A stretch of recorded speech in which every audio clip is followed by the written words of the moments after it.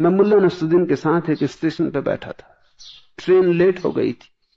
उसने एक कुली को बुलाया, वो बड़ा नाराज हो रहा था और एक क्षण भी शांति से नहीं बैठ पा रहा था। फिर खड़ा हो जाता, फिर टाइम टेबल देखता, फिर तख्ते पे जाकर पढ़ता, फिर जाके स्टेशन मास्टर को पूछता कि कितनी देर है, फिर घड़ी मिलाता, ये करता वो करता। कुली को बुलाया, पूछा कुली से कि यहाँ कोई कब्रिस्तान है पास में। उस कुली ने पूछा, कब्रिस्तान यहाँ क्या, किस लिए? यहाँ स्टेशन है। उसने कहा, यहाँ जो लोग प्रतीक्षा करते करते मर जाते उनको कहाँ दफनाते? प्रतीक्षा की तो जरा भी सुविधा नहीं रही है, मरते जैसे प्रतीक्षा ने मौत आई, एक क्षण रुकना पड़े, कहीं प्रतीक्षा करनी पड़े, मरे। दौड़ने में जिंदगी मालूम पड़ती, रुकने में मौत मालूम पड़ती। और हृदय में वही उतर सकता है जो बहुत प्रतीक्षा करने को राजी।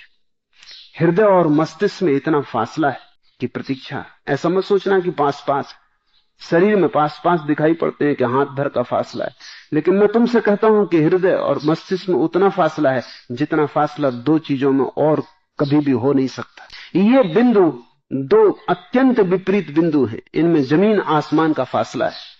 यात्रा लंबी और वहां जाए बिना कोई उपाय नहीं, इसलिए करनी ही पड़ेगी। जितना समय यहां वहां गमाओगे व्यर्थ गमाया हुआ सिद्ध होगा। मत भटको कहीं, खोपड़ी से नीचे उतरो और हृदय की तरफ जाओ और जियो हृदय से, विचार से जीना बंद करो। अगर लुट भी जाओ हृदय के साथ जीने में तो लुट जाना, उस लुट जाने में बड़ी संपदा पाओगे।